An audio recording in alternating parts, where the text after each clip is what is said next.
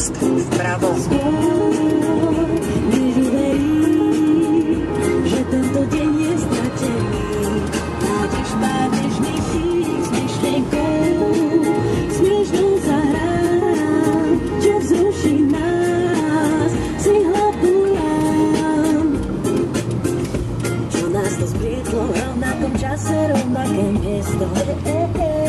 Čau, chcel by som pozdraviť Tinu. Počúvame normálne tvoje pesničky na ceste po Amerike.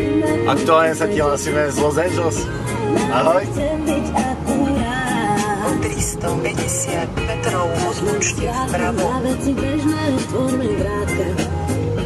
Tam sa môžeme